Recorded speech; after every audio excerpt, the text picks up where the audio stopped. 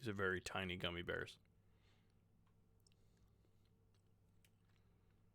They look tiny.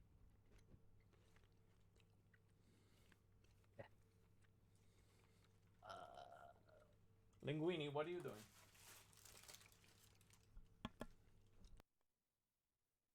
We're on, right? Okay. I didn't update the thing last week after I was done with the edit. So here we go. It's episode 196 of the Platformers, a show about a bunch of dorks that are friends and also games. Here we go. I'm Brian Barnett, your host. I'm Joshua Mobley. I'm unmuted. I'm Chris Shriver. Hey, I have a mustache. I I've saw. been drinking, so here we go. That looks good. It won't be here for long. At least its friends are coming.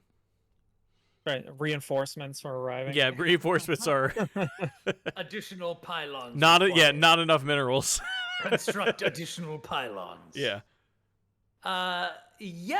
So this has been a real week. What was I saying? I was saying something earlier and I wanted to start the show with it. It was about food, I think. Scoopity poop.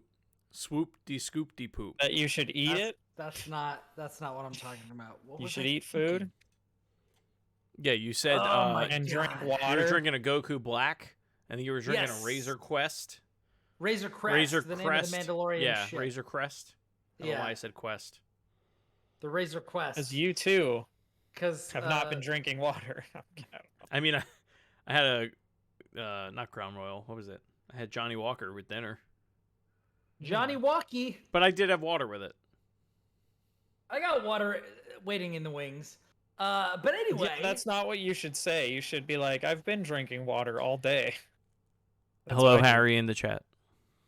Harry. Hey Harry, what the hell you doing? How you doing, man? What the hell you doing? What the hell you doing here? Don't you Where do like you, to live- where do you No, get off? I mean, he gets off here.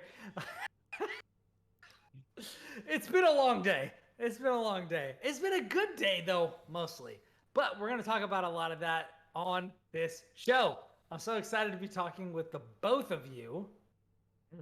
And we're gonna talk about a lot of PlayStation 5 stuff. We're gonna talk about a lot of Deathloop, which I just beat today. I have not. Congrats. Yeah, thank you. And it's not. I don't think it's a spoiler. It's there are multiple endings to this game, and I've gotten 2 of them. I got one right after the other. Not from save scumming because you can't actually save in this game. Yeah, you can't. Which is Yeah, it saves for you. which is a little obnoxious. But do we want to start with something else? I have so much to say about Deathloop. That's going to be mainly what I'm talking about this episode. So if we want to do something else first, we can. I played WarioWare Oh yeah. and dressed for the occasion. Let me tell you something. 'Cause I thought about you, Chris. I thought about you this week when I was thinking about WarioWare. This, in some ways, this has been a really great generation for me jumping into new franchises that I've not experienced before. In other ways, it's maybe not. Like the whole tennis thing, Mario Tennis, Mario Golf, when you're just like, maybe you don't have to worry about these, or something like that. But in other instances, like Animal Crossing New Horizons, that was a great game. I loved it. I had a great time with it. Some would say the and- best one in the series. I'm not Is it one of really? those people. But, I wouldn't say that. but it some was would good. say that. Some would say the Some only one might, I've yeah. played in the series. But yeah, so I was really, really curious. I've heard a couple of people say that this is maybe not the WarioWare you wished for. But I really, as much as I rib you in the balls for your opinions on certain games, I do trust you implicitly. And so I needed to know, Chris Shriver, is this the WarioWare I've been looking for? It's not a bad game, but it has a lot of problems. the way that the mini games are designed, you enter a level, you pick 3 of the characters, and they all control differently. Like, that's the whole shtick, is like it randomly assigns you one of these 3 characters that that you use to complete these micro games. And I only like, probably, if there are 10 characters, I like 3 of them.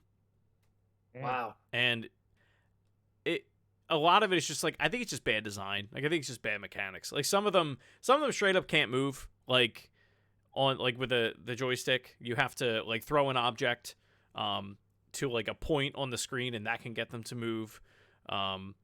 Or you like fire a weapon or something like that, and that'll get it to move. Or they move on their own, which is super. It seems kind of obnoxious. It is. And I understand what they went for. Like, the idea was to like make it, add to, how do we add to the zaniness of a WarioWare game, where you make it. How do you make a game that's already so random more random than it already is? And I respect the effort, but I think what hurts, again, it's very similar to the conversation we had about Mario Golf. I think what hurts the most about it is like, this was the first WarioWare we've had since Smooth Moves on the Wii, which is a great game. Like, Smooth Moves on Wii and WarioWare Gold on the 3DS is probably the best one. This one just isn't it. I mean, that being said, Jess and I are really enjoying our time with it, but I would have felt a lot better about it if I paid like $20 or $30 for it. $50 is too much for this game. We're not all the way through it. We probably played it for like 3 hours, but judging by the guide that I looked at on IGN, I think we probably have about another 2 hours to go, and then it looks like there's some challenge mode things and stuff like that. But it's definitely not the strongest in the series at all. Like, the original one on the GameCube is very good. This is like probably the worst or second worst one. Wow. To be fair though, like, the other games are like really good. Like, I was about to say, like, is the bar pretty high? The bar is high. Like, if you're into WarioWare, like, it's hard to beat what they've already done. And I think part of the reason, it's like Forza Horizon or something like that. Where yeah, it's like, if you're the worst game in Forza Horizon, like, those are all like 9s or 10s. It's the pizza. Like, it's the pizza argument. It's like, even bad pizza's like, it's pizza. Like, it's still pretty good. Even a Little Caesar's pizza is still good sometimes. Right. Exactly. Yeah. Like, it's definitely going to be a game that I bust out. Like, I have a bunch of, like, our friend James, friend of the show, wants to try it out. Like, we'll play it with him and his wife. And that'll be a fun night. Like, but I don't see it being the repeat game that we keep coming back to. Like, it's not like you have a bunch of people together and it's like, hey, you have Mario Party on the Switch, which like has happened and like continues to happen. WarioWare will be one of those games. It's like, yeah, we can try it if you want to do it, but like, it's not very good. So basically, what you're telling me is Wario is a sometimes food. Yeah, Wario is a sometimes food. Now, if you're gonna play any of them, and you have a 3DS, WarioWare Gold, like, everybody should play that game if you own a 3DS. Like, no exceptions. That game's incredible. And I know it's on the 3DS, and like, get over yourself. It's fine. It's a very good game.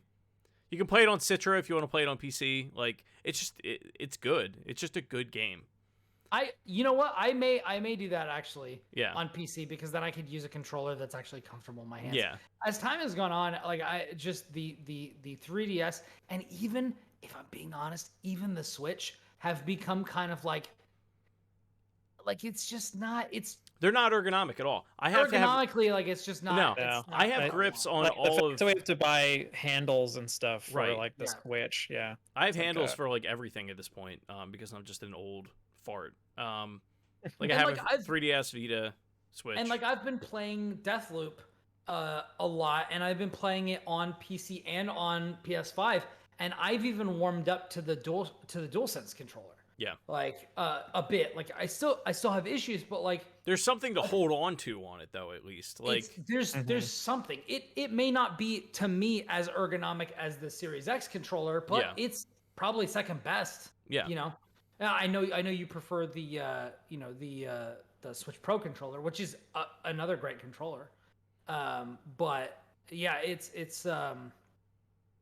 definitely gotten to the point where it's like I have to measure the input lag on playing the Switch docked with a controller that I find more comfortable, or basically no input lag on a controller that I find like not very comfortable. And it's that's just one of those things. And like that goes back to like the same argument of playing fighting games on PlayStation, where a huge portion of the fighting game community lives, or on PC where the input lag is virtually non-existent. But like the community kind of depends on what game you're playing. Yeah. How much it is. So it's and this is something that we've talked about a lot about like, oh, where are we going to play games? Are we going to play them where they like run amazingly, or are we going to play them where they run a little bit poorly, but like we get the stuff that we want? Mm-hmm. Speaking of, I do have to tell you, I did pre-order Nickelodeon Brawl, whatever the hell that game's called. The fighting game. The fighting game, Yeah. but I pre-ordered it on PS5. I just want you to know that. Oh, interesting. Yeah, because I know like Pants and James and all them, that's where they're gonna play. So like, okay. I mean, it's got rollback. It should be good. Guilty Gear's good on PS5. Yeah, So. but I didn't want you to get it on Xbox and be like, let's play, and I'll be like, no, I can't. I mean, like, I'm not sorry, dog. Yeah. As much as I would love for the Xbox community to be thriving on a bunch of these games, like it's just, I mean, Evo was purchased by PlayStation. Like I get it. Like PS5 and PS4 is like where tournaments are held on Dragon Ball and on Guilty Gear and all that sort of stuff. Like that's just kind of how it is. That's just kind of how it's been. So I get that. I typically get things either on PC or PC and PS5. Yeah. That's just kind of how it goes. But I appreciate you letting me know, because that game has rollback, so it's going to be good. Yep. It's at least, whether or not the game is good, the connections will be good, which is good. Yeah. And very important. I have one more quick thing. So your food could get here fast, but it could suck. That is true, but there is like a movement in the fighting game community. Just as a quick aside before we get to whatever you were trying to say, there is a movement of, we're not buying any more fighting games unless they have rollback. Yeah. Like there is a movement of like, if a new game comes out and it does not have rollback, we are not. We gonna have a not buying problem. it. Yeah. Yeah. And I DBFC 2 with rollback. Oh, I'm so ready. We're gonna get a sequel. We're gonna get a sequel. We will. We're gonna get Persona 5 Arena at some point, and it's gonna have rollback. No. Persona 5 was the biggest Persona game. We're definitely getting it. Are you kidding me? Actually, aren't there like, that's soon, isn't it? Aren't there like 5 Persona games in development right now? Something like that. One of the rumors is that one of them is Persona 5 Arena. Yeah, you might be right. Actually, I think you might be right. I think I'm right. Yeah. Now, I could see it. I always think I'm right because it's my opinion. And that's just kind of how opinions work. But it's like if it's not that, then all they're doing is like they're gonna port 3, they're gonna port 4. Like, dude, I would love a 3 port. I want to play 3 again. A lot of people would. Because I never beat it. I got like very close to the end, but I never actually beat it. I looked up what the ending was, so like I know what it is, and I love the twist. But like the characters in 3 were my favorite.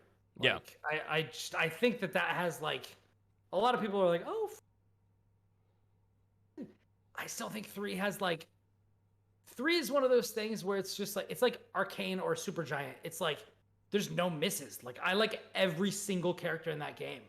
Whereas like, there are a couple of characters like Yosuke in 4 that I really, really like. Or like, whoever, like Makoto or somebody in 5, where it's just like, I really like this person.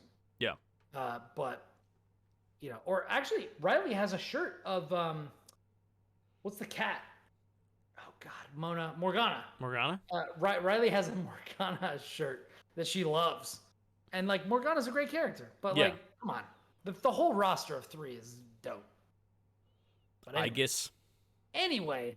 I was going to say. I guess it's crazy. Yeah, what were you going to say? I was going to say, have either of you played anything in the Cruisin' series? Cruisin' USA? Yeah. Cruisin' USA? Way back in the day. In the arcade. Way back. And yeah, I think it was also on 64, right? Yeah. So the reason I bring it up, they haven't made one of those games. They haven't made one of those games in a long time.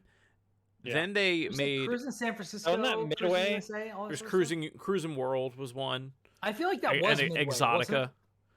Yeah. So The only one I really remember was Cruising USA, just because of the. That was the big one. Cruising.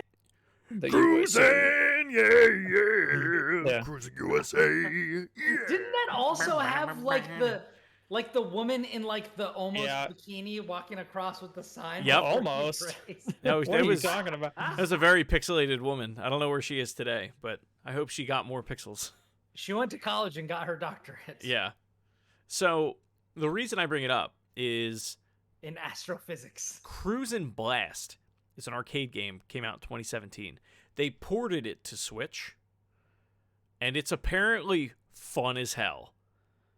So I'm getting it this weekend. What is that? It's like it's another cruising game. But, and the other interesting part, it's a first-party Nintendo game, which I did not know. What? Yeah. I didn't know What? that? Yeah, it was like licensed by Nintendo 2021. Like That's nuts. yeah. Specifically Cruisin' Blast? Cruisin' or like Blast, the whole like, Cruisin' I think series? it's the whole Cruisin' series at this point. Like I think they own the rights to Cruisin'. What? Yeah. And the theme Didn't song know that. rips ass.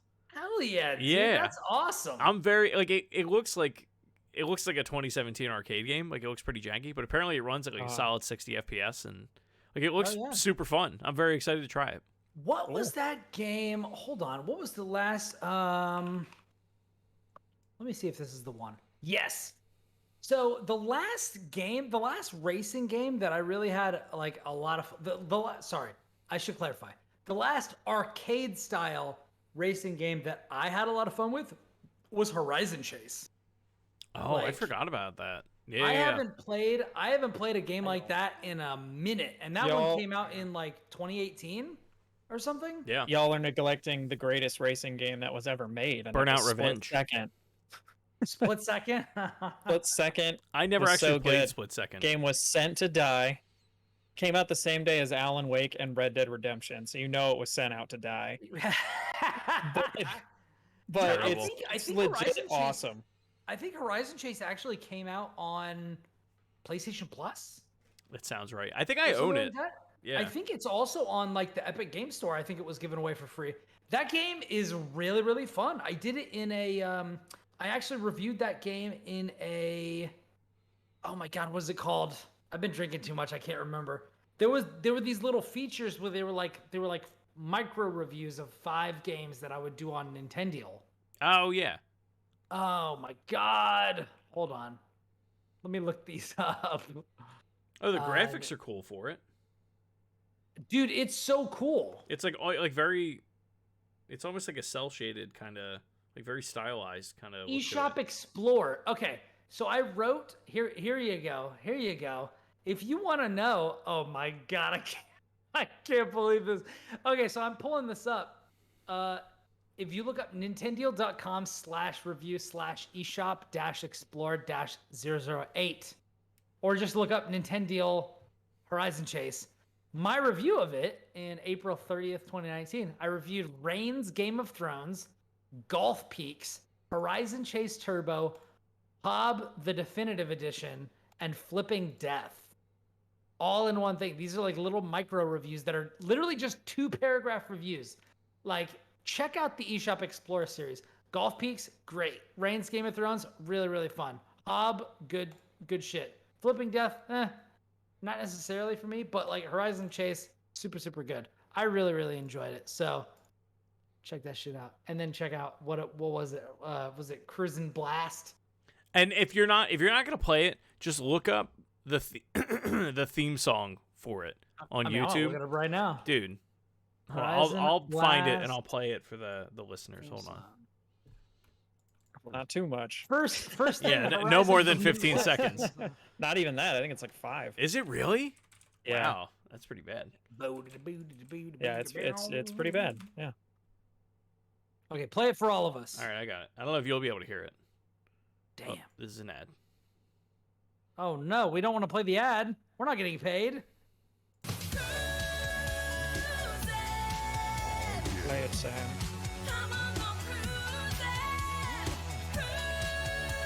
I can't hear it, but I hope the listeners can. Yeah, I can't hear it at all.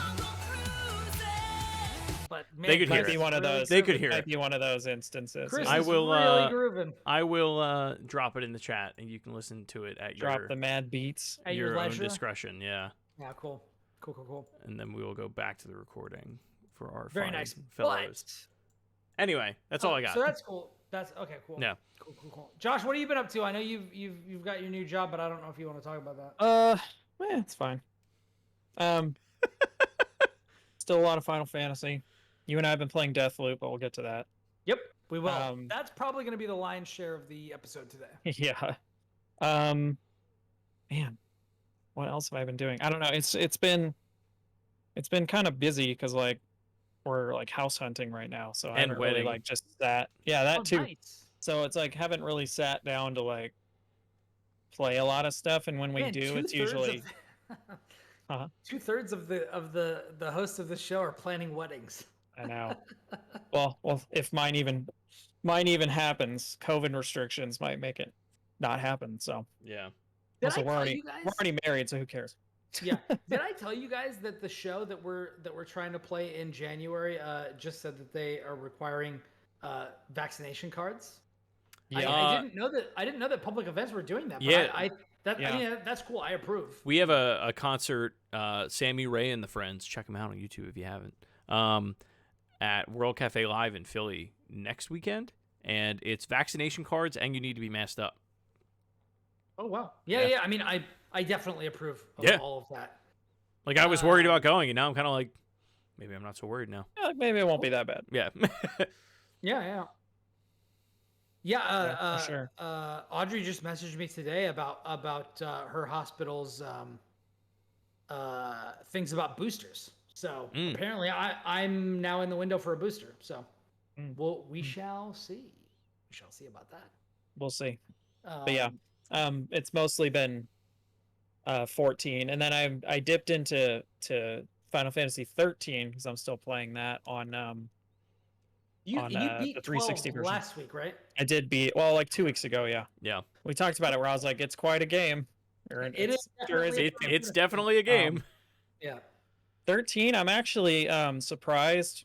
In my head, I thought that it took I thought that it took longer to unlock leveling in my head, but it only took like an hour and a half. No, like that's not which bad. is not that, and most of that's cutscenes, so I don't know. But I'm about 7 hours in, and I'm starting to on Xbox Series X. With is that on Game Pass or no? It is now. Yeah, it just went up like it's the 360 version, so there's not really any like improvements. You know, you get your auto HDR and stuff, but it runs fine. It actually still looks like fairly all right. Fairly. Like if it came out today, Raves, Joshua Mobley. Well, I mean, it's a PS3 game. Like it's old. It's over 10 years old. So like it looks fine. When you look at the HD mod ones that people have done, the 4K ones, you're like, oh, this looks way better. But it still looks pretty good. It runs pretty good. So I'd still like I'd like an HD remaster with some quality of life stuff, just because I think that there are a couple of things that have sort of come up in games now that weren't a thing back then. And I think they actually would benefit the game a lot. Like you can't pause in the combat at all. You can make it slow. Really? Yeah, you can pick 2 different speeds, which it by default it's on fast, which isn't even that fast. And then there's one called slow, which like considerably slows it down. But like I think that you should probably be able to pause, and I feel like if they did an HD remaster, they could probably put that in. There's a couple other like random quality of life things that they could probably do, but other than that, I still think it's a really good game. And when you get the paradigm system rolling, it's pretty satisfying to like swap. You have to swap a lot, like in boss battles and stuff. So it's like satisfying, like creating your loadouts and then like swapping between them constantly to try and like keep the stagger meter up and all that. Is it kind of like the kind of rhythm of switching your dress spheres in Final Fantasy X2? No, because that's one character. you're switching your entire party at once with the paradigms. You have six slots in each, and you have 3 characters total. You only control whoever's the leader of your party. Everyone else does stuff automatically. But what you do is create these like loadouts that are like, so like my default one will usually be like, because usually I'm playing as lightning or whatever, I'll be a commando, which is basically like a warrior. And then they have Ravager, which is like a black mage basically. And then I'll have like Saboteur, which does like debuffs to enemies. But then I'll have other ones that are like, one's called Diversity, and it's like basically a warrior, black mage, white mage. Or you'll have one where you're like, you have your like panic button one. Why don't they just use the like one of the benefits of being a Final Fantasy game is you can use all the words that they've already made for that shit. There's a word for that, and it's called red mage. Like, it's a warrior and a black mage and a white mage. Like, if you got something that's close to a black mage, no, because they could have called it black mage, but they just didn't. But like, there's only like 6 classes, I think, in the game. But the idea is that you create these like the original Final Fantasy, actually. Yeah, you create these loadouts of them, and then you swap between them all the time, like at will, like during combat. So then you'll have like your panic button where you're like, everyone's a healer now, which is called like medic or something. So and you like, if everyone's really hurt, you're like medic. They just switch, and everyone starts just putting cure on themselves and stuff really fast. It's good. I think more people need to give it a go. Also, I will confirm when I get there, but I'm starting to suspect, and I can't remember because I've only played the game the one time when it came out. But I remember even at the time, the whole thing about like, it gets good, like, AKA it gets open world when you hit 40 hours, which I don't think it's 40 hours. I think it's literally like 10 is when it becomes open world, but I don't remember. So, but I feel like I'm getting to that point. But we'll see. All I remember is that was the meme back then, and like that somehow wasn't good, even though 10 is like very linear at times. Actually, most of the time. 10 is 12, almost entirely linear. Yeah, and people love it, and then 12 isn't. But then people are like, eh. But then when 13 was coming out, I think that was when like open world games were starting to get big. So the fact that it wasn't open world, it was like 2 a 10, and it's linear as fuck. I know exactly. So I think it's I think people will go back and give it a more of a fair shake now. I mean, what are the chances that? Again, I'm very disconnected from Final Fantasy fandom, but like, was it? Do you think it was in response to like 10? A lot of people really liked. I mean, at the time, people didn't, but then time marched on. Right? I mean, that almost makes it. Might the argument work more then? So 9, I feel like people liked. Yeah. So for the most part, 10 people were like lukewarm on it. 11, it's an MMO. 12, people don't like the combat in it, and then 13 comes out and it's too linear, and they're like, "What the hell are we doing?" Yeah. Well, and also, as much as you can criticize 10, like it got like I think that the interesting thing that 10, 12, and 13 all do is tweak the battle system. Like from 1 clearly they were 9, trying to do something different in each one. Like from 1 to 9, they're all active time battle system, which is basically you have a meter that fills up. When it fills up, that whatever character the meter just filled up for, it gets to like the menu pops up and you can pick an action. In 10, they're like, forget that. There's no meter that fills up. It's strictly turn-based based on each character's speed. That's why it's the best battle system. Which I like. Because I like it doesn't too. stress you out. It's just like, yo. And like you don't even have to pause the game. You can literally just leave it on your character's turn and go and make lunch and come back, and it doesn't progress without you. Right. Which I like, because it's like it's more strategic. Then you also get to think about you can think about your moves. Next move. Yeah. And because a lot of the characters' moves impact either their speed, like with haste, or with like delay strike, which slows down the enemy and delays their turn. There's a readout on the I think right side of the screen where it shows the turn order, and it will show you if you're like delay strike, target this enemy, it will show you, oh, this character shifts down like 4 turns or something. It's so cool. Like, I love that. So they changed that up with 10. Then with 12, they're like, okay, what if there was no pausing at all and everybody was always attacking, but you didn't really have as much control over it, and also you could set gambits and stuff. And then with 13, they're like, okay, so we don't have gambits and you're controlling this, but you have to switch classes all the time. And it's like, each one of these was a different departure from that standard game system, and they still never came back to it because, again, 14, another MMO, and then 15 was a fucking action game. Yeah. And so who knows what they're going to do with 16, but like 16 is an action game. They showed the gameplay of it, so. And I want to be honest, I didn't really pay attention. They lost me after 12.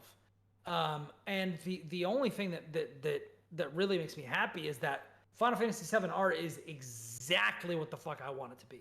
And I didn't know that at the time, but if you were gonna abandon that for an action game, like, make it like this. Like, if they make 16, but they also didn't do that overnight. Like, no. It went from the Kingdom Hearts series doing what it did, Final Fantasy 15 doing what it did, and people like critiquing it. A lot of different games walked so that Final Fantasy VII Art could run. 15 also was in development hell for like a decade. Yeah, that game changed so many times. And remember, Final Fantasy 15 was Final Fantasy 13 Versus. Yeah. Like, that was a part of that was going to come out around the same time. And that was the one, 13 was going to go everywhere, but 13 Versus was going to be a PlayStation exclusive. Yeah. And then they're like, never mind. Yeah. It just took too long. Which sucks, because that was the one I was looking the most forward to. Because I was like, this looks like the tone of the Final Fantasy that I want. Like, it's slightly darker, slightly more sinister, slightly more serious. Whereas, like, 13 just looked kind of, I don't know. It looked kind of weird to me. I was like, what is this? Why is this Final Fantasy? And some of them were goofy, but, like, in the wake of 6 and 7 and 8, like... I mean, they all have goofiness in them. Like, sure. But, like, the overtones of it are, like... wow, this is like, ever since 6, it's been like, wow, this is like really dire. And then 7 is like, wow, this is really dire. And 8 is like, things are pretty terrible. And then like 9 is a little bit less that way. Like, it's bad, but like it still kept like a pretty peppy tone throughout. I feel like it's more focused on its characters. Like, and I feel like 10 actually blended that the best of all of them, because the characters, like, they make the kind of disjointed nature of like the happy-go-lucky protagonist and the absolute shit show that his world, like the world that he's in, is like, they make that like a point. Like, that's the laughing scene. That's the whole thing about this game, is like, hey, things are awful, but like, we can still be happy even though it's awful, you know? Like, we can still try our best.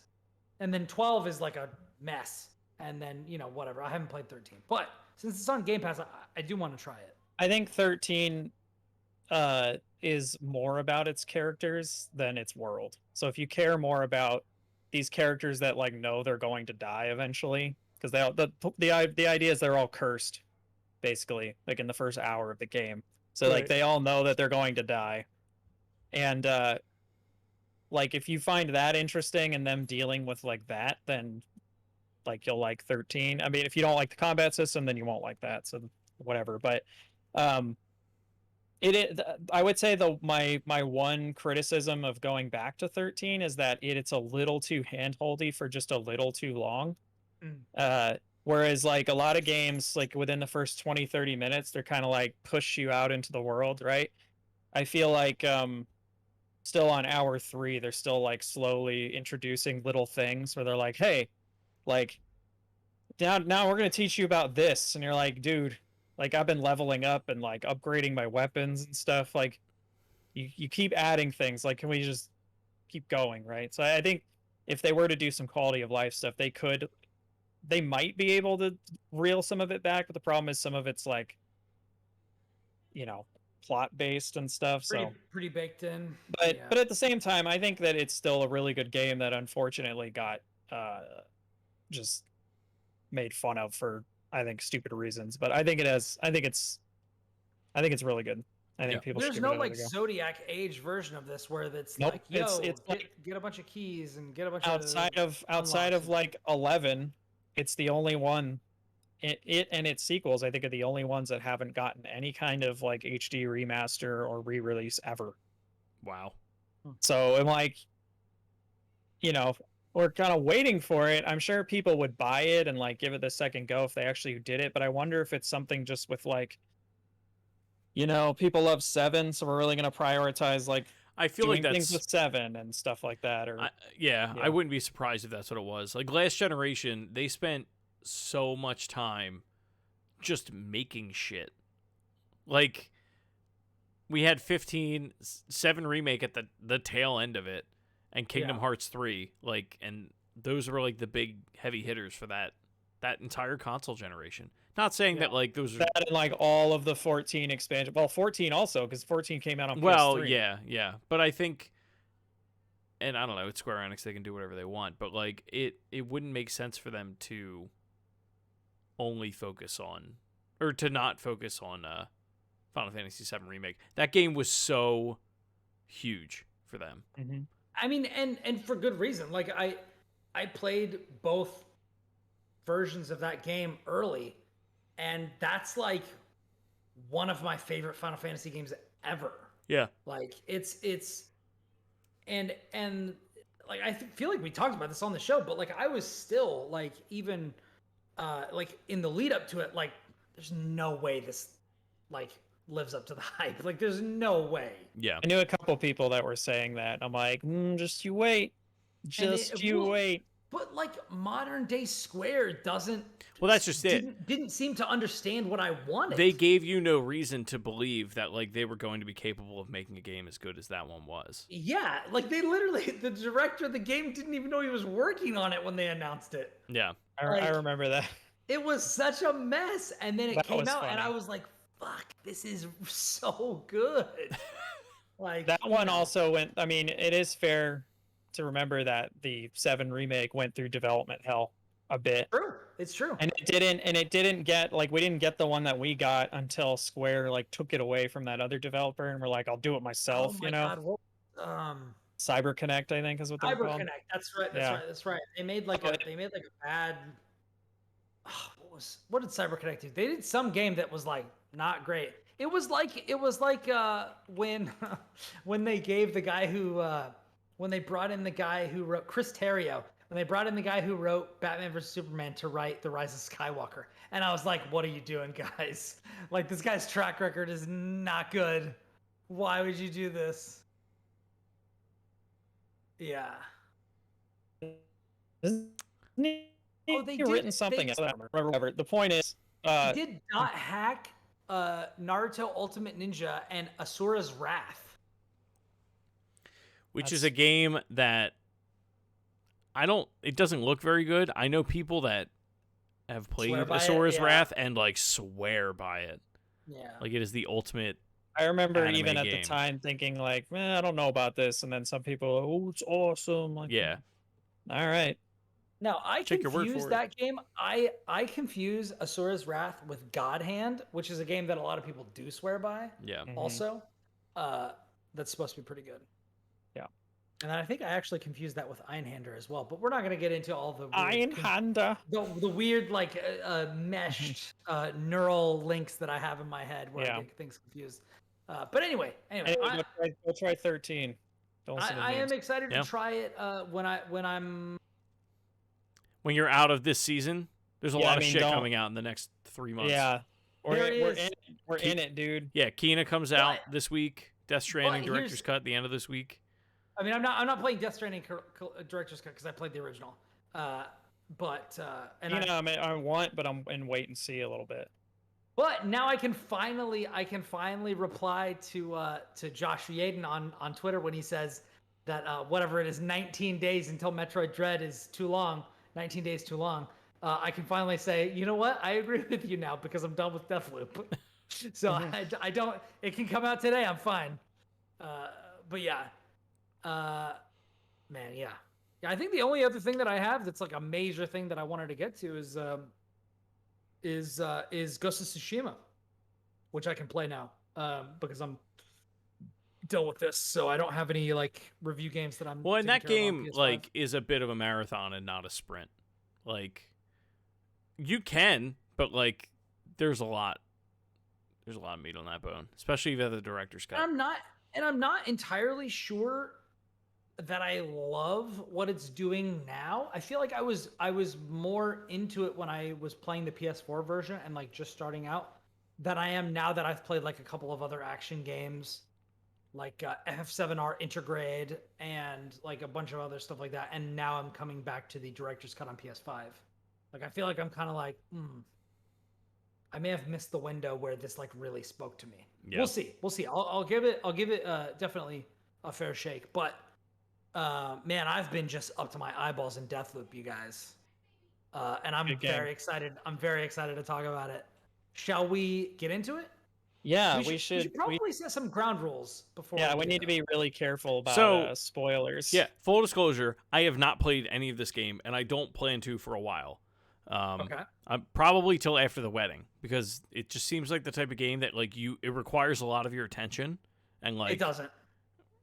Yeah, I don't think it does. Like, it should, and it's not even that long. It's like 14-ish hours. I just keep seeing people like, oh, I took notes and like all this stuff. Like, you don't have to do that. I'm just like not in that headspace right now, so I'm not even gonna keeps track of most of that stuff for you. Okay. Like I literally have like. Let me actually pull up my thing because I have thought about detailed notes. I thought about taking my own notes, but I haven't really done it. I've been using the in-game one, and the only reason is just because the in-game one is like really hard to like parse what it's telling you sometimes. And it's like organized kind of strange. Like you know, I almost feel like if it was an actual in-game notebook, it would be better. Right. Like but it's kind of just laid out in this bullet point list, and you're kind of like that. It's not like quite what I'm looking for, you know. But, so, one thing I will say about personal notes, just a real quick aside, is that the game has a pretty intelligent way of keeping track of what you need to be focusing on. And in the menu, you can actually go to, so there's a couple of different tabs in your menu when you go to like the pause menu. There is your visionaries tab, which keeps track of your different goals of taking out the 8 different visionaries that are in the game. Like these are like the boss characters. Yeah, your targets. And yeah, so as each one of these targets has like their own quest that you go through on your journey to finding out how ultimately you're going to need to take them out. Because like you can definitely just like figure out where they are and run up and blast them in the face. But there's a bunch of other things that you can do also. And to one of so let me zoom out. Let me zoom out and give just a real big picture top-down look of like what this game is.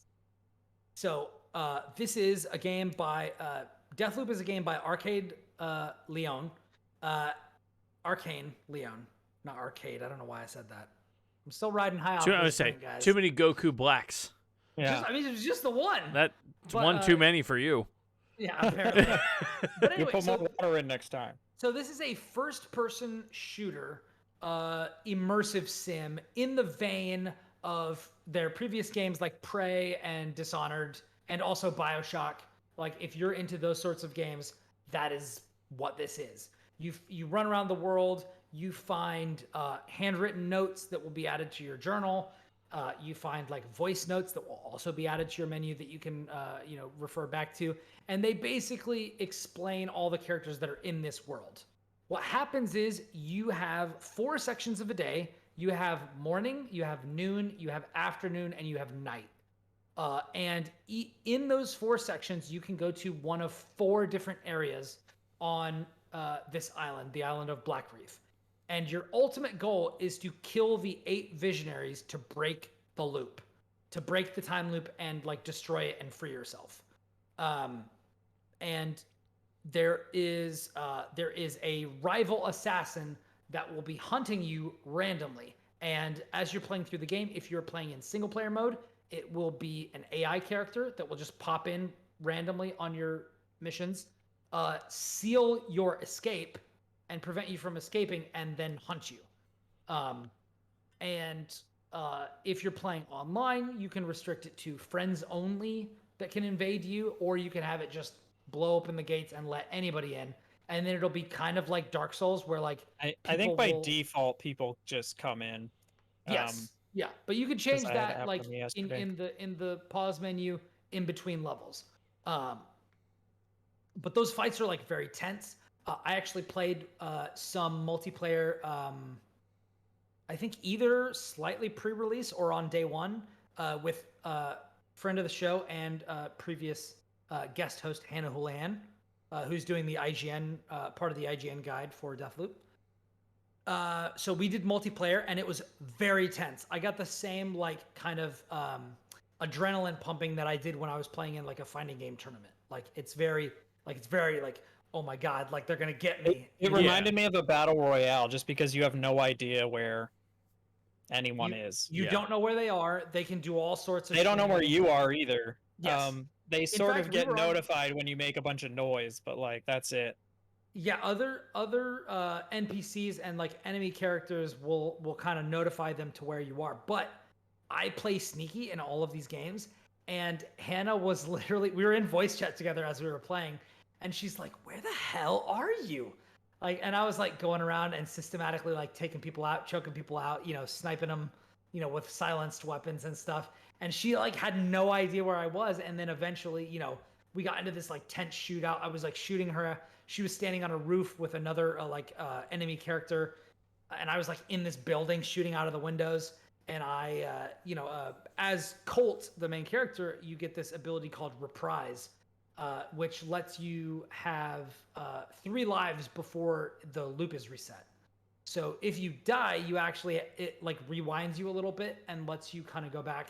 And much like Hollow Knight or Dark Souls or something, you can make your way back to your body and absorb the resources that you've lost. That sort of thing, which is like, it's not that big of a deal because before too long, like you're going to have more resources than you know what to do with. Yeah, because like- you'll have already made the stuff you really like permanent, so then Yeah, you don't like- really care. I was only a couple of hours into the game and finished like a couple of quests before I like really had a loadout that I loved, and like I wasn't going to deviate from that. And I think only in like the last 2 or 3 hours did I find something. I actually replaced. The bosses also drop unique weapons. I got Charlie's weapon really early and used that for most of the game, and then I got The shotgun. yeah, it's the shotgun slowest people? that slows Yeah. people down. Yeah. That one's That's great. a really, when you get that on like fast reload, whew, that's so good. But in like the last like 2 hours of the game, I got a rapier with explosive rounds, and that became like my go-to because I could take people out. It was basically a hybrid between a shotgun and a sniper rifle. Where, Oh like, shit. I could literally shoot somebody from like 20 yards, 30 yards away, and it was a one-shot kill. But the trade-off is you can only it's a rifle that has like, it's like a single shot shotgun with like a rifle's range. So like every time you shoot, you have to reload. So I was like, give me speed reloading on this one. Like you can I say get that on there. You also pick up like these like character trinkets, which you can hold 4 of, or weapon trinkets, which I think basic quality weapons can only have 1. Blue quality weapons can have 2, and purple and higher quality weapons can have 3 trinkets on them. So like boss weapons are typically purple, so you can have like 3 trinkets on them. So it's like I typically get something like speed reloader, where it basically makes the reloads like instant. Then there's like, okay, you can make it so that you can scope in really fast, or you can make it so that it deals full damage over a way further distance. So like shotguns will be effective at like rifle or assault rifle range or something. And then you can have like, oh, if you like hip firing, there's a trinket for that where like it closes that up. You can have things for shotguns where it reduces the choke on that. There's so many trinkets for characters, and that there's like, oh, I deal extra damage, but I also take more damage. Oh, I deal significantly reduced damage, but I take almost no damage. You know, like there's a bunch of different stuff you can do. There's like, you've got this little hacking thing where you can like Hack 'em a jig. your hack-a-majig, you can make it run really fast. You can make it so that you can hack from way further away. You can make it so you can hack mines and like Oh my take god, control. I need that. I hate the freaking mines. Dude, that was a game changer. When I was like, you know what? I think I'm gonna be a hacker in this game. And then I was like, you know what? Fuck everybody. You guys are all being blown to hell. But yeah, there's it's a lot. so much customization that you can do in this game. It's a lot less. There's not really non-lethal other than just not being seen. So Yeah. they're like, just kill people. Yeah. Like they don't really care. But if It's you literally kill, called if you, Deathloop. This is not Dishonored. Yeah. the only thing is if you kill people with like non-silent weapons, then it's like the whole freaking base is Get ready for a party. Yeah, then it's like get ready to play Wolfenstein basically. Yeah. But if you kill people with silent weapons, their bodies just like vanish and stuff. So it's like it's fine, just like They stabbing still leave, people. like this little vapor trace that other characters will notice. There's like one way to make it so that doesn't happen, but that has to do with the slabs, which has to do with so slabs are like these like special powers that you can get. It's a lot like plasmids in BioShock or Typhon abilities in Prey or like all this like outsider abilities from Dishonored. Like they're these crazy powers, and you've got your classic Dishonored ones like Blink. I think like basically all the Dishonored ones are in there. Like the linking people together one. You have Blink. Nexus. You have you have like it's called Domino in Dishonored. It's called Nexus in. You have like telekinesis kind of, where you can like force push people and stuff. It's called Carnesis in this game. You've also got Ether, which is you can become invisible, and then there's Havoc, which is it slowly burns through your magic points, but it makes you way more resilient and deal more damage. So I actually started playing around with that towards the end of the game. And it's pretty volatile.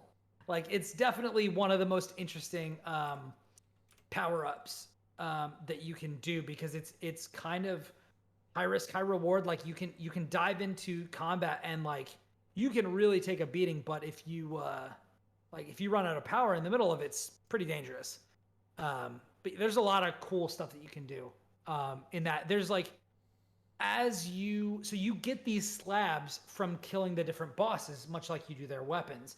And each time you defeat them again, because again, this is a time loop, you get you have a chance of them dropping like different modifiers for it, which you can then equip on that ability, and then you get certain things. So like for example, the teleport ability is called Shift.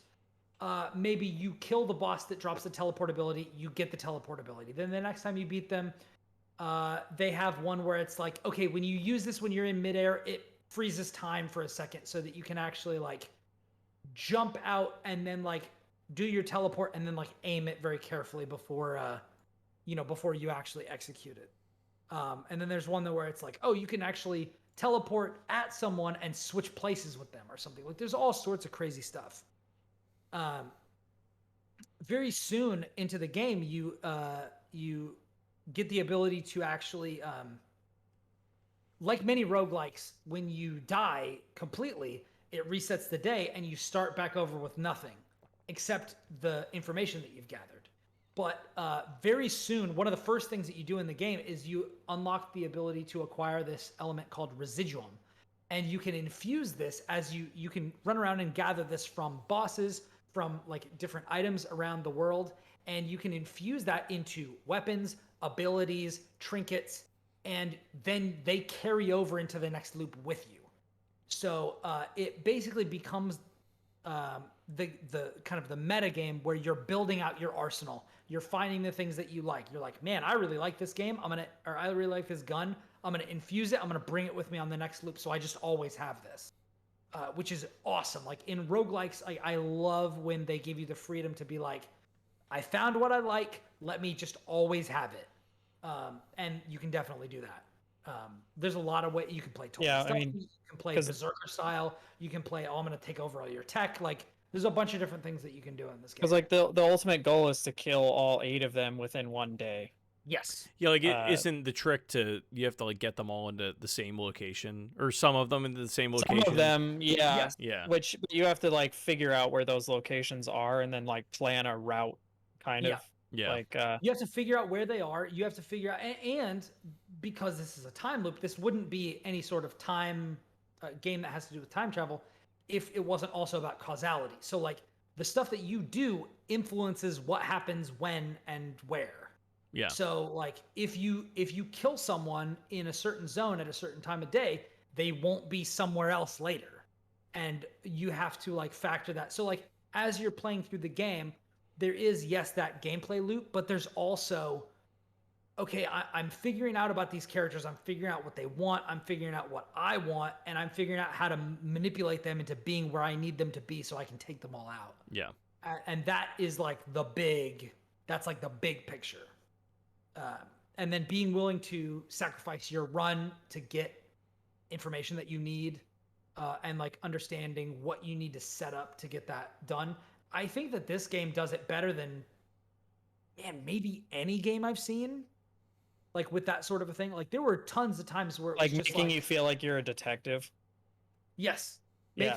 making you realize that like dying and resetting the run can be good.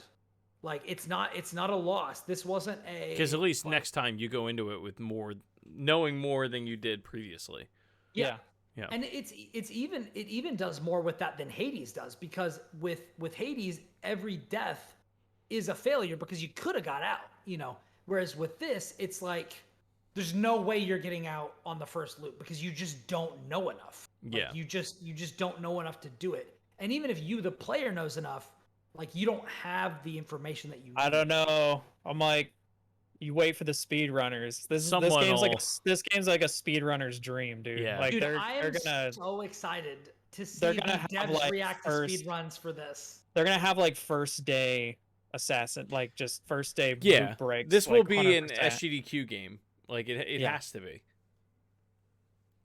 It I'm gonna has say- to be. I'm not gonna say anything about that, because that would be a spoiler. But I will say I do really like. And one thing I should say is that, like, if you're trying to, I mean, there's a lot of things that I like about this game. There are also some things that I don't like, and my opinion, like, I'll just tell you straight up, this definitely gets my Catch the Fever award, for sure. I mean, I think This there's a good chance definitely- this ends up being Game of the Year for a couple people. Right now, I'm gonna be real with It's you. It's got my game many- of the year. It's Yeah. got a few tens, so Yeah, like I have no doubt it is I- that good. I would give it a 9 or 10. I did run into several technical issues, which we'll get into. But it also has like some non-technical problems, I think, and I do want to get into it. But this game has tons of style. No surprise, it's an Arcane game. They always have tons of style. Stealth, I actually read something that someone was saying, which is that the NPCs are dumber in this game, and they like don't notice you. I found that to be profoundly untrue. I found the enemies in this really, game because to I be, do feel like it's easy. It's easier than like Dishonored. Or as someone who got the perfect stealth, like who got the ghost achievements in both Dishonored 1 and Dishonored 2, I found stealth in this game way harder. really, I don't agree yes. with that. I found it, until I got specific things, I found stealth in this game very hard. I found the early hours of this game, like the first like maybe 2 or 3 hours of this game, to be fucking really difficult. I wouldn't agree with that. I feel like the stealth is way easier in this game than it is in like something like Dishonored. You're forgiven for so much in Deathloop. And also there's no consequences for killing people. So if you just kill enough people around you, like no one will know you were there anyway, right? So it doesn't True. yeah, so it's like it eases up on a But lot of also stuff. one of the things is like there's no save in this game. If you're trying to be stealthy and you fuck up, that's it. Like, I mean, it you have to saves, start but over. you can't like save wherever you want. Like there's not You like can't save scum. You can't be like, you okay, can't I got save through that scum at all, encounter. I got through that encounter, which was obnoxious to me because I had a thing. Like I had several points where it was like, hey, yeah, you fell into this crevasse. that's it. You got to loop and start over again. And I literally had to do like 3 things. Now, in the in between area menu, you can actually wait for a later time of day, and you can actually just recycle to the next time of day that it was. But if you had to do setup for that sort of a thing, like it can get obnoxious that there's not a save. But yeah. Yeah. Combat But I mean, tense, your runs are only like 10 pretty minutes easy. ish. I mean, maybe. That's it? I feel like every That's- time I've gone out to do I something, disagree, I've for been sure. gone for like 10, 15 minutes and then I come back. Per level, not per loop. Not Okay. per loop, but yeah, per like level. Yeah, actually, that's a good point. How long is a loop? I mean, you it's can stop in the four middle of a loop. No, but like on average, like what would? Well, it's not running in real time. So it's like every time you leave to go into a stage. Yeah, when you go It's into that into an area, the time freezes. So like so it starts as morning. So when you leave to go on a mission, it's the morning the whole time. You could spend 1,000 hours in morning in one of the zones, and it would never switch over. And then when you leave, time progresses to Yes. afternoon. And then you go do another place in the afternoon, and it'll be slightly different depending on what time of day it is. And you go do that, and you could be in there for 5 fucking hours if you want. It'll still be afternoon, and then when you come back, it goes to evening, and then there's like night, right? Or no, So is it only 3? So or the is it rhythm, 4? it's 4. So the rhythm is you start in your starting area in the tunnels, which is like kind of where Colt kind of hides out. He goes out into one of the 4 zones, and when he comes back to the tunnels, it progresses to the next section of the day, and then you choose which of the 4 places that you go next. Okay, I may have asked this question wrong. With a game, and Josh is going to be the only one that can answer this. With a game like Returnal, like a run could take you. Like, Those runs were so long. Those runs are like 6 hours. Like if you're But they're also not run like this game's like runs are not necessarily like built that way. Yeah, like when you go on a run, pretty much until you're ready for it, you're not going like I'm gonna kill all these people right now. Right. Your run is gonna be you like just can't do it at first. Yeah. You're like, okay, if I go here, what happens? You're playing you're Groundhog like, Day. you're gonna have some note that's like, I know this person is in their office in the afternoon. Yeah.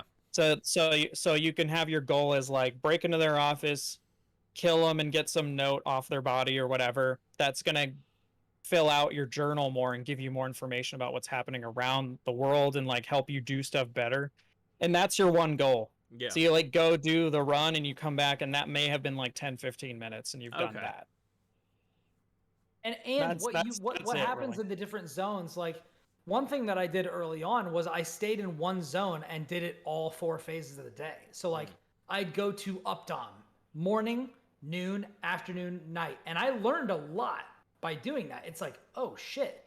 Between the first time that I was here and the second time I was here, this big thing happened. Between the second one and the third one, this big thing happened. And then like you learn a little bit of like what to look out for. Right. And then once you one of the key things is familiarizing yourself with the 4 different areas and kind of exploring and poking around, because You start to just learn them because you're in them so much. Like, yeah. You're like, oh, I know this street connects to this street or whatever. Or I know that this gate opens at this time of day or it's closed at this time of day. Like, or I know that like if I run across this rooftop in the afternoon, nobody's going to be there. Right. So I can just like skip 3/4 of the map and not even see anyone, Or like I know that in the morning, this place is freaking chock full of people, so I need to not be there. Yeah. Or if I want to take a bunch of their weapons and like try to kill a bunch of them or do whatever, like I need to go there. Yeah. There's a lot of stuff, and depending on what your loadout is, depending on what sort of thing you're trying to do, like you'll want to go different places at different times. And if you're like, yo, I found this one ability, I need to get every possible permutation of this ability possible, then like you may just want to cycle through and kill one boss like a bunch of times until you get everything you need. Mm-hmm. Yeah. Like I got one of the most powerful. Yeah, I got one of the most powerful modifiers for Havoc. Like literally the second time I beat the game. Like I got it like right before I beat the game. Yeah. There are a couple of bosses that are only really in like one spot, but a lot of other people just move around, and so it's just about learning their patterns and stuff. A lot like Hitman, but like on more of a macro level. Yeah, Instead it of like, reminds me, like what you're describing reminds me a lot of like a Hitman meets BioShock type deal. it is that's a good way of describing it. And Actually, is a pretty good way of describing it. I think it's I mean, I was talking to Wesley LeBlanc about this on Twitter, but like I've said for a long time that Supergiant and Arcane are my two favorite developers, and I really think it's time that I just admit to myself and that the rest of the world admits that like Arcane, even at their worst, has given us better stuff than the best we got from BioShock. Like, and I say that as somebody who loves BioShock. Yeah. Like I said on the show a number of times, like Dishonored is my only solace in a world without BioShock. And I think that like people still hold up BioShock as like this, ineffable, monolith of gaming import. And just like if you think that BioShock is dope and you're not playing Dishonored, Prey, and Deathloop, like I don't understand you.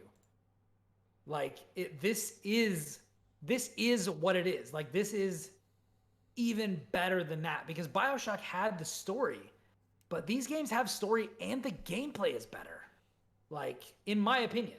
I mean, I think like BioShock was like the big thing with it was like it was probably the first game like it. That Deus Ex was like that beforehand, but I never played. Yeah, yeah, Thief. I never played either of those. But like it. Yeah. I mean, it's one of them. Yeah, like it was definitely one of the ones that like I think like Zelda. Like there was a game like Zelda 1 on the NES before Zelda came out, but Zelda is the one that everybody remembers. Right. Yeah. People remember Castlevania, but Metroid did that shit first. Yeah. Whatever. But yeah. This is definitely one of those. Like, I definitely think that Arcane has like basically perfected this. Like, and I am glad that they are now part of Xbox. Like, I want their stuff to go everywhere because I want everybody to be able to experience this. But I really am pleased that they are at a place where they do not have to worry about funding. They can just do the stuff that they're best at. Yeah. And that's awesome. I will say, like, early on, don't get discouraged if you boot up this game and you find that you are dying very easily. Don't be discouraged. You just have to like get over that power curve a little bit because I found it like kind of frustrating at several points where I was just like, man, like I am dying so fast. I had the only frustrating moment I've had was like last night when I got all the way to my objective and then someone playing as Juliana like silently assassinated me and it was like, well, I guess I didn't get that done. It was like, all right. There were several times where I got like an upgrade that I'd been really waiting for a thing and like and then I just like got killed. Yeah, I think I'm gonna shut the looped. Like because if you get killed, it's like not that big of a deal. If you get looped, which is like if you get killed 3 times, it starts the day over and you don't get to upgrade or infuse any of your stuff to keep it over. If you finish the level, they'll give you an option. Even if it's the end of the day and it's going to loop over again, they'll give you an option to infuse your gear and take it with you. But if you get looped, that's it. You just get robbed. Yeah. You don't get all that stuff. So yeah, I'm considering like shutting the multiplayer off just because of that. Because I feel like knowing me, I'm going to get frustrated if people keep invading my game and I keep not getting the thing I worked for, Like if it's my fault, it's my fault. But in that instance, it's like not my fault, right? So fun fact. So I'm just because we're talking about this, I'm gonna actually dip into my PvP thoughts. So I said I played with Hannah. It was really, really tense. Unfortunately, even though I like had this really tense back and forth, and I beat Hannah, and I killed her. Her body was like on the roof of this building. And when people die, when bosses or Juliana dies, she drops a random slab from one of the bosses. And so it could be something you've never even seen yet. Like where I think by the time she and I played, I'd only beaten Charlie, so I only had the teleport, and she dropped one from a boss that I tried to beat like 3 times and had failed, and I was like, "Fuck yes! I finally have this awesome thing." And it was the Nexus ability, which is like Domino from Dishonored 2, which is like literally my favorite ability in that whole game. And I was like, "Yes, I got it." And then I got, just because I had no health, and your health doesn't regenerate really in this game. It does a little bit, and you can get trinkets for that, but I just got killed by some like random guy, and I was on my last life, so I lost it.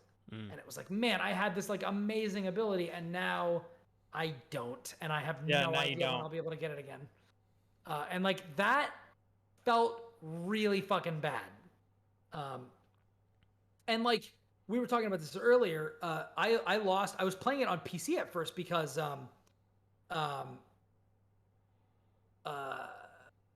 Josh, a very, very good friend, helped me out and picked me up a PS5 version of the game. But then I was also given like Arcane sent me over a key for PC, so I was like, okay, awesome. I'm gonna try PC. They gave me the DLC, and I was like, oh, this is cool. It comes with like some outfits and like some like a silenced weapon of like purple quality, which is like very good. It was it's the gun that looks like the Mauser. Which one is this? I don't know. Trebuchet? I don't know the names. All I know is I use the nail gun like constantly. Really? Man, I ditched that thing pretty early. No, I'm still rocking the nail gun. It kills people quietly. Tribunal. Okay, so in the DLC, I don't know if it's a DLC or a pre-order bonus, but the Tribunal, you get a silenced Tribunal, which is a fucking great gun. So I will say the Deathloop like deluxe edition or whatever is like $20 extra, but it gives you a really great weapon for being stealthy early on if that's what you care about. But yeah, so there's that. Also on earlier, little quick aside, on lower quality levels, your guns can jam, which is really frustrating. But once you get better quality weapons, that never happens. So you don't have to worry about that for that long. I literally forgot that was in the game until I saw it in my notes. I've only had it happen once. Oh my god, I died several times because my guns jammed. Yeah, it sucked. I don't like that there are no difficulty options. I don't like that you can't save freely, and I don't like that. I don't know if you've seen the Steve Saylor review, but there's really not any accessibility options in this game. I haven't checked. It's text is pretty small. The menus are like not super friendly. The note menus are not great. Yeah, things are really stacked against you at first. But once you get over that power curve, like I said, it's pretty good. Environmental stuff that I wanted to talk about. The world building from Arcane is fucking outrageous. It's so good. They have such a skill at building places and making them feel like real places, even if they're like ridiculous. That is like my favorite thing in all of these games. Like I think yesterday or the day before, I was still discovering like totally brand new places I'd never been to. Like I think in the last day or two, I've discovered like 4 new places or like pretty significant subsections of levels that I just never seen. And I was like, man, what a pure delight. Like that, this is one of my favorite things in games, is when like people know how to like create believable spaces and then you like stumble upon something new. There's so much of this game that I haven't even gotten to, even though I've beaten it. Like there's, I mean, you shouldn't get into too much because I feel like every little thing in this game is like a spoiler. I'm not getting into specifics. I was just saying like there's like there's stuff you haven't seen in the game, you mean? Weird NPCs and quests that I'm like, what the hell is this? Like I have no idea. Like I found something really crazy and like I need to go back and explore it. But the voice memos, the notes, and the things to discover, the voice acting is exceptional. It's so the writing good. is really good. The writing is so good. Like a lot of the notes and things that you discover will actually give you like tactical information that you need either to progress or to find weapons or things. Also, we talked about the visionary journal where you can track like, okay, this is what I need to be working on to like figure out what's going on with this character, this boss character. There's also a arsenal journal that where it's like you can keep track of and set goals for the specific ability and power set that I want, the specific like weapon that I want. You can discover like a bunch of special like unique weapons. And like I think I got like 3 or 4 of them. I didn't get all of them because some of them are like pretty involved, and I was like, I don't really feel like doing that. But like that's really, really awesome that you can do that and that you can track that, and then it'll like highlight where you need to go when. Unfortunately, not everything is all freaking Guns and Roses or whatever. Sunshine and rainbows. Yeah, whatever.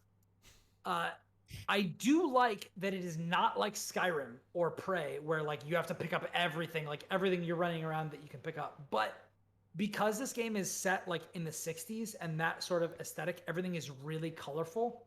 And sometimes because of the way that they've chosen to like lay things around, it's not entirely clear what is a note that you need to be looking at and what isn't. There are a lot of clipboards around, but there are also like pieces of paper that you need to be reading. And they have like little blue and red like parts on the paper that you can like look for. But I definitely looked at like and like came close to inspect a bunch of clipboards and pieces of paper that were just nothing. And that's kind of annoying.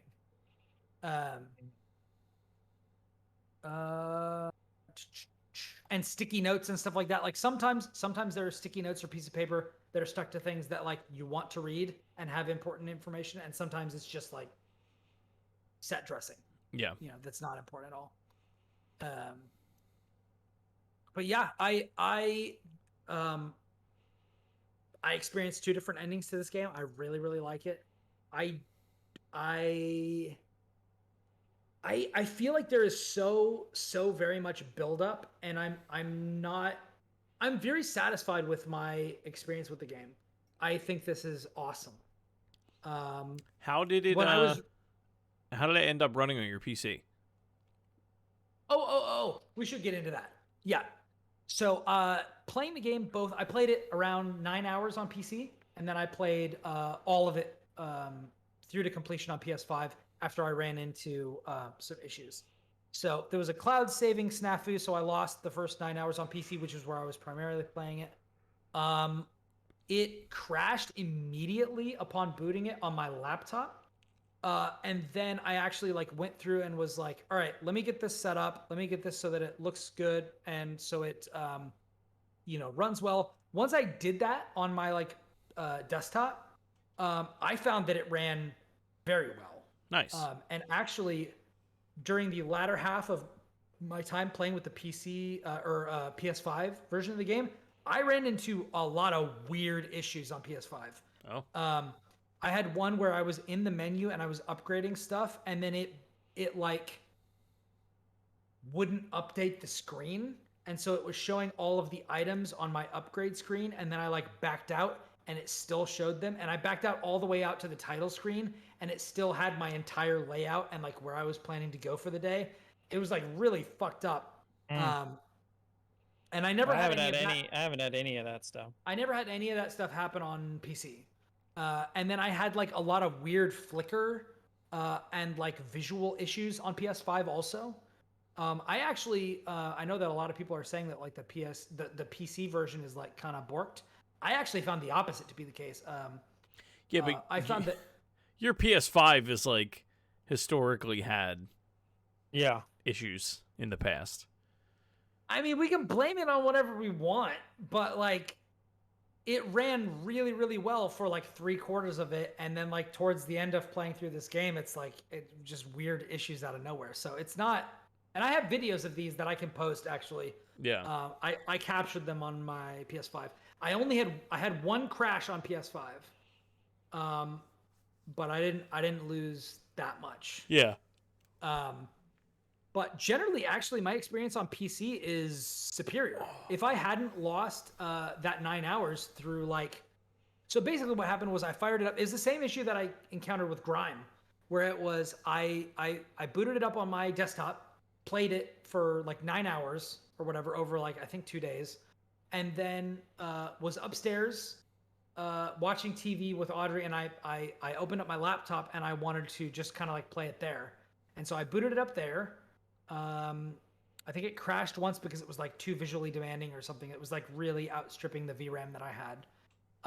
And so I booted it up, and it made it seem like it was starting the game totally from scratch.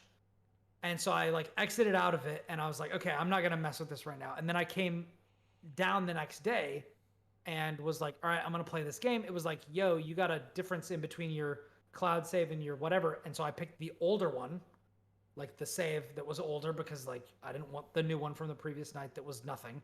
And then it started me over and I lost 9 hours. So it's like, if that hadn't happened where I had lost that progress, I would have played through the whole game on PC actually. Yeah. I think it runs very, very well. I actually watched the Digital Foundry video on that, and it looks like it's like a mouse issue actually, and like a frame pacing issue. And it's like only a certain set number of frames. There's like some mouse input that's like doubled or halved or something. It's a really weird issue that's like not actually about performance. And I actually found even on like I have a 1070, it runs really, really well. Like, and it once I got it set up, it ran on my laptop too. So like, yeah, I find that it's actually a pretty well optimized game that you can play kind of wherever you want. Yeah. It just ends up being, you know, what you want. I prefer it on PC because I like the Series X controller over the PS5 controller. But having played the entire game on PS5, like I definitely got used to it and enjoyed it. And you know, when you're talking like your primary antagonist speaks to you through the controller mic, which I found like really satisfying. I had to shut that off because I have that shut off by default, and I was seeing the subtitles and not hearing her at all. And then I had to go in the menu and switch it, and then it was fine. But yeah, I was like, what's going on here? Yeah, I like it. Like I think your reloads also come through the controller mic, and like, I just don't like when stuff comes through the controller mic. Yeah, I like it. I think specifically with this because you're holding a radio that somebody's communicating to your character through, and like I'm also holding this controller and that sort of thing. So like, you know, I definitely found it. I found it really, really cool and kind of thoughtfully implemented. And I think all of that stuff is included. Maybe not the mic stuff, but definitely the like haptic feedback and stuff is enabled on PC. So if you have a DualSense and you want to play the game on PC, you can, and you can still get all the cool stuff.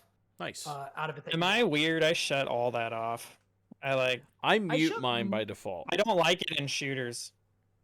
I shut off the trigger increased resistance, but I turned the vibration down to like 20%, 15%. I don't want vibration. Always makes my accuracy tank in shooters, so I turn it off.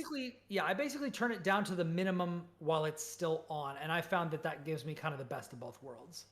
But yeah, so there are issues with the PS5 version, but generally I find that it runs very, very well. And actually, once I actually went through and did the graphic settings kind of to my liking, like I find that it runs very, very well on PC. I didn't have any issues with it. So yeah, I mean I highly recommend it. This is if you look on my GG app, which is I think GG, what is it? GG app.io/Ribnax. Yeah. And look at this. This is the first game in a very long time that I actually gave 5 stars to. Usually I do like 4, 4.5 if it's like a really great game that I love. I had issues with this, but like it's so good. And this absolutely gets my Catch the Fever award. And right now this is the game to beat on my Game of the Year, personally. Which I wasn't really probably going to be on a lot of people's. Yeah. I mean, maybe this is kind of dumb for me to say, but I wasn't really expecting it to live up to the hype. Just because, like, Arcane's been on such a winning streak for me. Like, eventually you gotta have a dud. Yeah, you gotta have not something. only that, but, like, I don't know, for me, and it's the reason I didn't buy it. Like, I had it. I think I said it last week. I had it pre-ordered. And they showed it. Yeah, they showed it so many times. I was just like, I don't care anymore. Like, the appeal. Right there with you. Yeah, the appeal is gone. And And now I'm I at the got point game where because I loved Arcane. I was legitimately like not excited because they burnt me out on it. Like Yeah. I'm just like shut up about this game. yeah, But then I played it and I was like, oh my god, this is so good. this game. Yeah. Yeah. I'm That's how it glad. I'm goes. glad you guys like it though. Because it could have been very good. It could have been a disaster, as they say. I'm really hoping that in whatever 19, 20 days when Metroid Dread comes out, that is not a dud. Because that might actually destroy me if it is. You'll be okay. Hey man, no, you know what though? No, he won't. Because there's There still will be other. there's there still may or a may small not be part of other- me that every time I, think of ukulele, I just die a little bit more inside. I get it. I definitely get it. Yeah. Yeah. But yeah, I mean, I cannot recommend this almost highly enough. Like a few weird tech happenings, notwithstanding, and like a few design decisions, or like, hey, maybe highlight your interactable items a little bit more. I think this game is fantastic. Very good. It really, really is. Catch the fever. It joins Hitman 3 and Death's Door and a couple of other games on my favorite games of 2021 list. Disgaea 6, Hitman 3, like Final Fantasy 7 R, Intergrade, Toem, Guilty Gear Strive, Loop Hero, Donut County, Bowser's Fury. Like, come on. These are awesome. Been a pretty damn good year. These are awesome games, and hopefully it will continue. So, but I definitely recommend it, and I legitimately don't think there's a bad way to play it. Yeah. And if this eventually comes to Game Pass, I mean, it's going to run well there. It will. Well. It will. It will. So Next year. but yeah, I'm glad I didn't wait. I'll tell you that. Yeah. No, I mean, I'm, between the wedding and I've been very into N64 lately. Oh yeah. Kind of a problem. My HDMI mod came. I have to install it. I got this guy. Nice. Yeah. What is that? Is a Retro Fighters Brawler 64. It is Is that a specifically better- for like a brawl controller? So it's a wireless Xbox controller or a wireless N64 controller. This is actually what you plug in to the console, and then you can put your memory card in there, and then it makes it. Wow, that looks really comfortable and good. Yeah, like, it's super comfortable, and all of the triggers. So like these are your L buttons, and then both of these are Z. Charges dude, with USB-C. Yeah, That those looks have been great. Is that- those have been that's around for a modeled while. after- Yeah, That's modeled after like the 360 controller or something. it's right? super comfy. I haven't That's used really it yet. good. But like I've been in this space. I'm probably getting an EverDrive. I just found a Smash Brothers mod that I really want to try out for N64. I don't know. I've just like been doing that. That's cool. Yeah. So I'm like, you know what? I can wait for these games to go cheaper. I have to save for the wedding anyway. I can mess around with all this stuff. But I'm gonna be honest with you. I may not jump right back into Ghost of Tsushima. I may boot up Deathloop on PC and play through it again. nothing wrong with that. And just do that until Metroid comes out. Do what you want. So, I was gonna get Kina, but they're doing they announced today they're doing a physical release in November for it. It's You're online You're only. gonna wait. So I'm gonna wait because that'll I'm be really a cool. curious how that turns out. I hope it's Yeah. good. It looks really charming. It looks cool. Yeah. Yeah, that like definitely falls into the Horizon camp where like, man, I really hope this is good because I would love to play a good one of these. Yep. Mhm. Yeah. Cool. Yeah, I mean, I don't really have anything else. I just wanted to, Gush about Deathloop for 45 minutes. become effervescent about the latest Arcane outing. Yeah. So If it makes you feel any better, not that I'll end up playing it, but while we were on here, I did install the first Dishonored on my PC. hell Yeah, you yeah, did. bro. I don't know if I'm gonna play it, but it's on there. So good. Dishonored or Dishonored Definitive? Whatever's on Game Pass, probably definitive. I think it's definitive. I think it's definitive. Okay, good, Yeah. good. Yeah. Definitive is a bit better than 1. Yeah, it's definitive. 1 is a little bit rough to go back to. I'm going to be honest, definitive is even, after Dishonored 2, is a little bit rough for me to go back to. But I might be the only one. I also wanted to point out, because I know you were a fan of this, Brian, Lost Words is going to be on Game Pass in 2 days. Oh, yeah. Okay, everybody, remember this. Go back and check out my review of Lost Words Beyond the Page. Great game. Great game. Also, Sable is coming out on Game Pass the 22nd.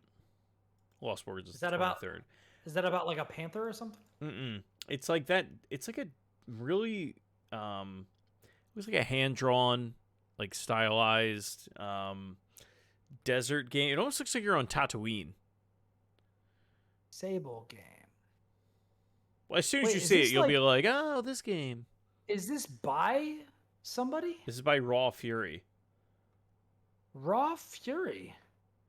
Huh. Interesting. I've had my eye on it for a while. I know somebody I can reach out to about this game. Embark on well, it's on Game Pass. Day 1. Interesting. Yeah. Okay. Yeah, one of my the first PR contacts I actually made in the industry works for Raw Fury now. There you go. Very interesting. It looks cool though. I mean, it I like the style of it. I've had my eye on it for a while. I hope it's good. I don't know. It's been in a couple. They've shown it at a couple events. It's like Solar Ash. Yeah. Or something where it's like, yeah, I want to check this out. Yeah.